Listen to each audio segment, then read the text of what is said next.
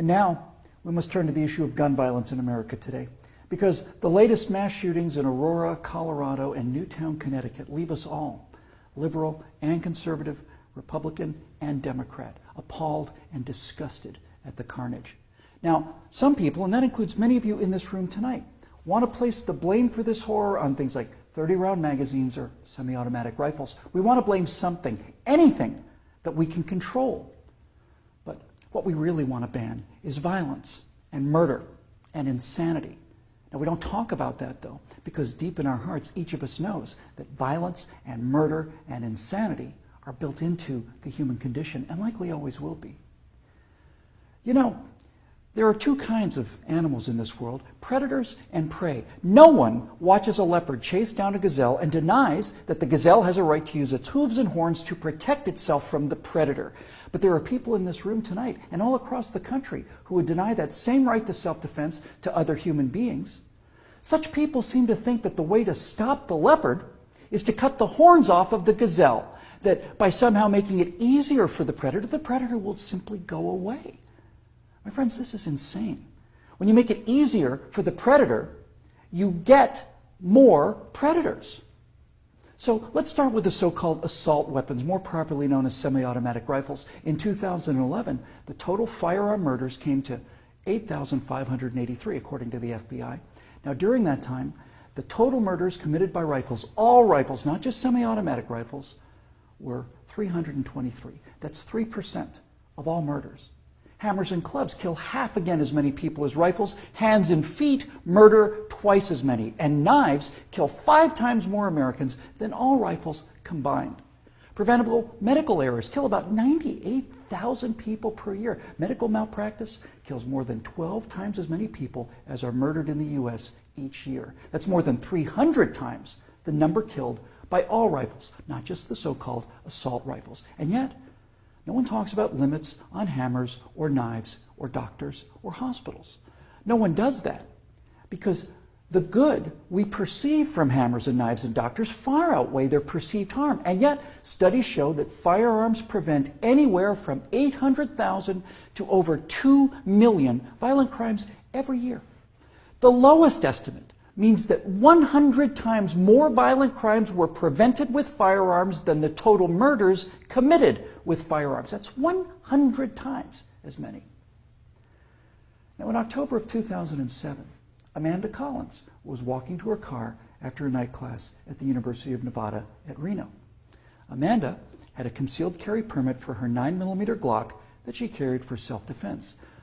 Unfortunately for Amanda, UNR is, like most college campuses, a gun-free zone. So, like the law-abiding citizen that she is, she did not have her gun with her in this gun-free zone when she was attacked by James Bila. Bila raped her on the UNR campus less than 300 yards from the campus police office. He then walked away, and a few months later, this human predator went on to murder 19-year-old Breonna Dennison. Amanda Collins went on to say, quote, "I know, having been the first victim, that Breonna Dennison would still be alive had I been able to defend myself that night," unquote. Therefore, I am directing the virtual Attorney General to aggressively challenge any gun control laws that violate Amanda Collins' right not to be raped and Breonna Dennison's right not to be murdered. You're not forced to abandon your First Amendment right when you enter Chicago or New York, or your Fifth Amendment rights when you walk onto a college campus. As virtual president, I will veto on the spot, without hesitation, but with a great deal of pleasure, any and all attempts to destroy any of the Bill of Rights, of the Constitution of the United States of America. Because, when it's all said and done, the Second Amendment to the Constitution is not there to protect us against criminals, and the people calling for gun control know this. That's why they want gun control instead of crime control. That's why they want laws that, at the stroke of a pen, turn law-abiding citizens into criminals. The Second Amendment is there to protect the American people from tyranny. The Second Amendment is there to protect the American people from politicians. The Second Amendment is there to protect the American people from us. Now, Some politicians claim America deserves a vote on this issue. Okay, let's have a vote. Those of you advocating infringement on the right of the people to keep and bear arms need to go to the American people with the 28th Amendment, which would simply read, the Second Amendment to the Constitution is hereby repealed. That would, for the first time, give you the legal authority to do what you have been doing and what you are trying to do now in direct violation of your oath of office to defend the entire Constitution of the United States, not just the parts you happen to approve of. So go ahead, go to the American people and tell them that ultimate power is no longer to be vested in the people who can't be trusted with that power according to you. Tell them only the government can have that power now. You go out there and try to convince the people of the 38 states that you're going to need to get that amendment passed to agree with your opinion of them versus their opinion of you. I dare you.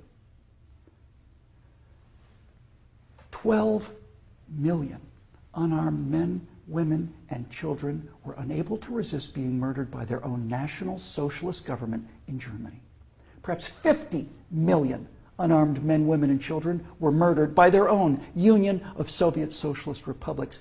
50 million Chinese murdered by their own government under Mao, who also disarmed his people. And in Cuba, and in Vietnam, and in the killing fields of Cambodia. Now you say that can't happen here? You say we're protected? By what? By the Constitution that you're in the process of destroying? You are in violation of your oaths of office by so much as introducing this legislation, let alone passing it. My fellow Americans, the previous inhabitants of this chamber watched as 100 million people were murdered after being disarmed by their own governments. Every single one of those men, women, and children were as real and precious and irreplaceable as the children at Newtown. And I tell you here and now that I will be damned if I will let that happen to the American people.